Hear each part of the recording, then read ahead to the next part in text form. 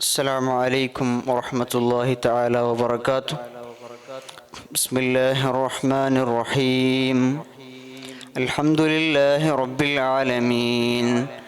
Wassalatu wassalamu ala sayyidina Muhammadin wa ala alihi wa sahbihi ajma'in. Fa'udhu billahi minash shaitanir rajim.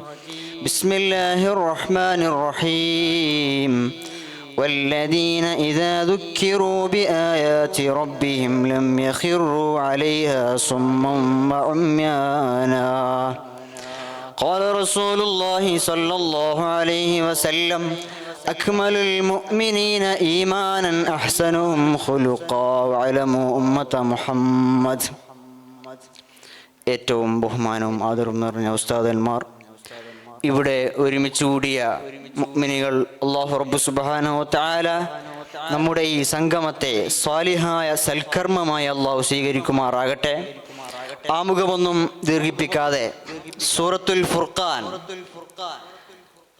ദിവസങ്ങളോളം എടുത്ത് പ്രസംഗിക്കേണ്ട വിഷയമാണെങ്കിലും ഈ 5 മിനിറ്റിൽ എവിടെയും എത്തൂല എന്ന് അറിയാമെങ്കിലും ഇൻഷാ അല്ലാഹ് സൂറത്തുൽ ഫുർഖാൻ പ്രധാനമായി മുന്നോട്ട് വെക്കുന്ന ആശയം മാത്രം നിങ്ങളുടെ മുമ്പിൽ ഞാൻ അറിയിച്ചുകൊണ്ട് ഞാൻ നിർത്താം. അല്ലാഹു തൗഫീഖ് നൽകുമാറാകട്ടെ.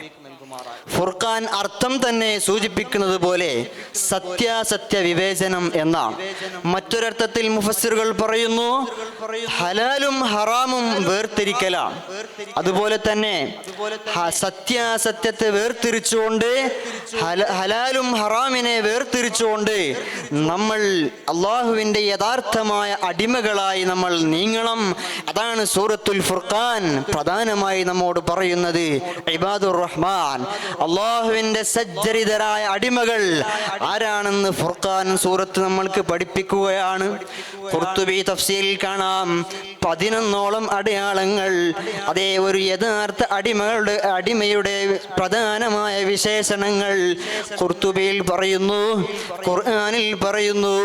അതേ ഒന്നാമത്തേതായി പറയുന്നത് നിസ്കാരത്തിനെ കുറിച്ചോ നോമ്പിനെ കുറിച്ചോ അല്ല, അതൊന്നും വേണ്ട എന്നർത്ഥമല്ല. ആദ്യമായി പറയുന്നത് അല്ലദീന യംശൂന അലൽ അർളി ഹൗനാ.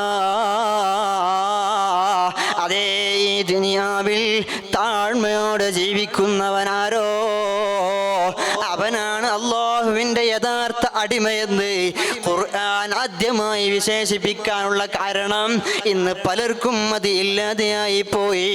പലരും ഇന്നുണ്ടല്ലോ അഹങ്കാരമാണ്, അഹംഭാവമാണ്.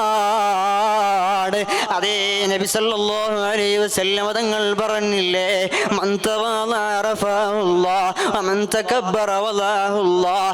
താഴ്മ കാണിച്ചവനാരോ അവൻ വിജയിച്ചു, കിബ്ർ കാണിച്ചവനാരോ അവൻ പരാജയപ്പെട്ടു. ഇതിൽ നമ്മൾ മാതൃകയാക്കേണ്ടത് ആരെയാണ്? ഒന്നാമത്തേതായി നാം മാതൃകയാക്കേണ്ടത് അഷ്റഫുൽ ഖൽഖ് റസൂലുള്ളാഹ്. എന്തൊരു സ്വഭാവമാണ്, എന്തൊരു താഴ്മയാണ്. ആരാണ്? ലോകത്തിൻ്റെ നേതാവാണ്.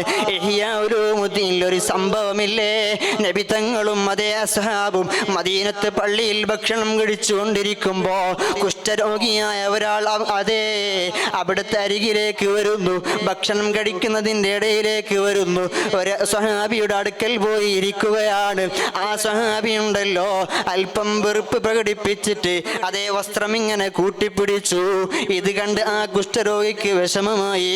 ഇത് കണ്ട റസൂലുള്ളാഹ് ആ കുഷ്ഠരോഗിയെ വിളിച്ചുകൊണ്ട് തൻ്റെ അരികിലേക്ക് വിളിച്ചുകൊണ്ട് സ്വന്തം പ്ലേറ്റിൽ നിന്ന് ഭക്ഷണം കഴിപ്പിച്ചു.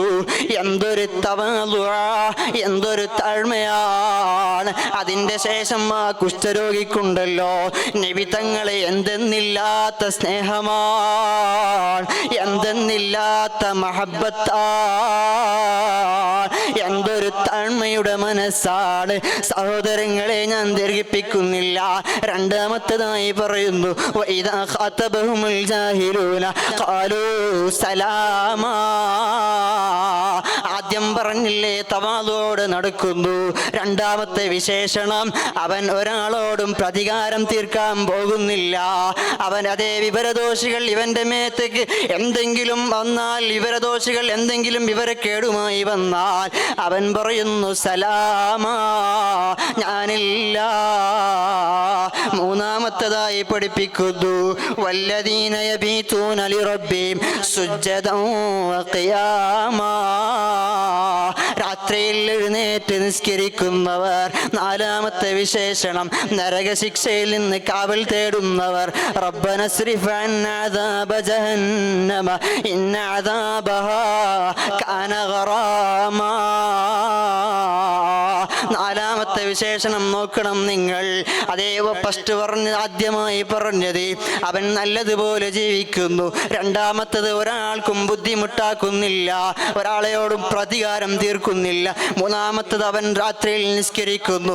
ഈ മൂന്ന് വിശേഷണം ഉണ്ടെങ്കിലും അവൻ സ്വർഗത്തിൽ പോകുമല്ലോ, അവൻ സ്വർഗാവകാശിയാകുമല്ലോ. എന്നാലും നാലാമത്തെ വിശേഷണം പറഞ്ഞത്, സത്യവിശ്വാസിയുടെ വിശേഷണം പറഞ്ഞത്, നരകത്തിനെ തൊട്ട് അവനിക്ക് പേടിയാണ്.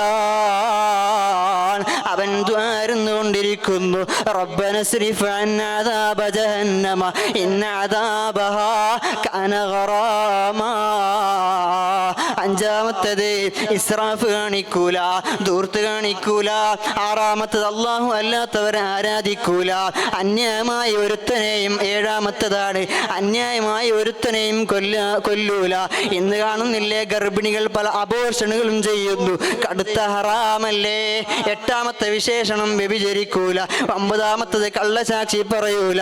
പത്താമത്തത് അനാവശ്യത്തിന്റെ പിന്നിൽ പോകൂല, അവനിക്ക് ലജ്ജയുണ്ടാകും. 11ാമത്തത് ഞാൻ തുടക്കത്തിൽ ഓതി വെച്ച ആയത്താണ്, ഇദാ ദുക്കിറൂ ബിആയാതി റബ്ബിഹിം ലം യഖിറൂ അലൈഹാ സുമ്മൻ വഉമ്യാനാ.